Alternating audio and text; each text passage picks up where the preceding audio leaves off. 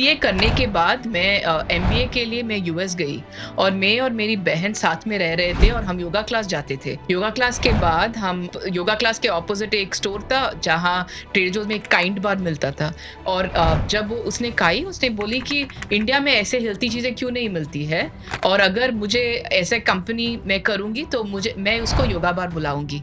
तो हमने ट्रेडमार्क कर दिया उस नाम को और वहाँ से बात करते करते और जब हमने ट्रेडमार्क किया हमने नहीं सोचा कि एक दिन ये कंपनी बनेगी, बट हो गया।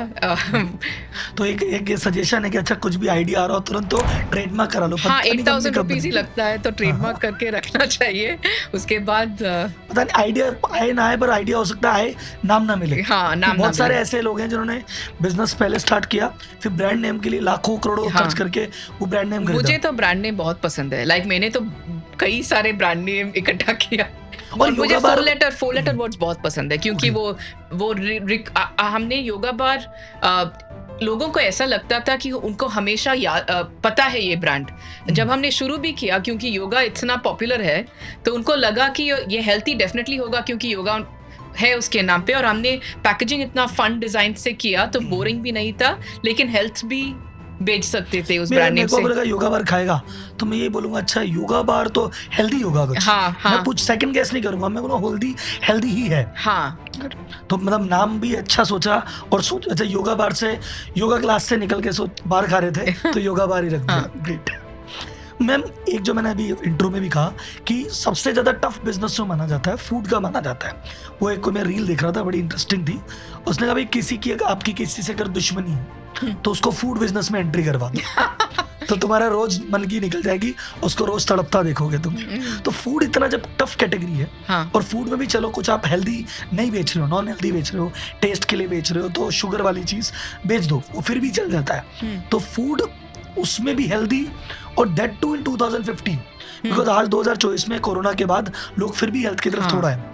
तो उस समय पे तो कैटेगरी भी डिफिकल्ट, सब कैटेगरी भी डिफिकल्ट, टाइम भी डिफिकल्ट, तो व्हाई दैट कैटेगरी? हमें डिफिकल्ट चीज करना पसंद है। हमने ये अगर बहुत ही स्ट्रक्चर्ड थिंकिंग और बिजनेस ही करना है और बिजनेस में फायदा पकड़ना है तो इस बिजनेस को नहीं चुनते।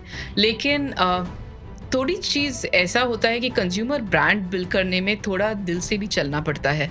और मैं हमेशा हेल्थी खाती थी, मेरी माँ हमेशा मैं घर का खाना ही खाती थी, और मेरी माँ मेरे लिए जब मैं US से मैं लाकर उनको दिखा दिया तो मेरी माँ भी बना के मुझे देती थी। और एक बार ऐसा हुआ था कि मैं अकाउंटिंग आउटसोर्सिंग का काम कर रही थी और एक बोर्ड मीटिंग में मेरी माँ ने बना दिया था और मैं खा रही थी। वहाँ एक इन्वेस्टर ने मुझे देख के बोले कि क्या खा रहे हो, तो मैंने बोला योगा बार का ट्रेडमार्क हुआ है, मेरी माँ बनाती है योगा बार, मैं खाती हूँ। और फिर मैंने काइंड बार की स्टोरी दिखाई। काइंड बार ने कुछ 5 बिलियन में बेच दिया माज को। और तब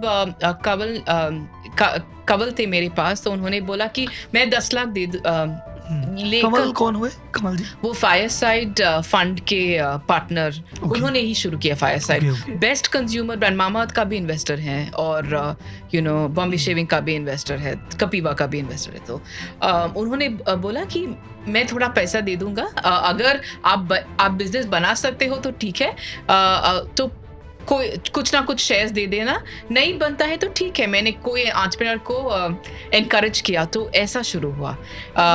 तो थोड़े सर्टेन ब्यूटीफुल ब्रांड्स जो बोलते हैं ना, वो दिल से ही बना जाता है। वो इतना दिमाग लगाओगे और बैलेंस शीट लेके बैठोगे तो वो बिजनेस कभी नहीं चलेगा, क्योंकि कंज्यूमर्स को भी महसूस होना चाहिए कि ये प्यार से बनी हुई चीज़ है।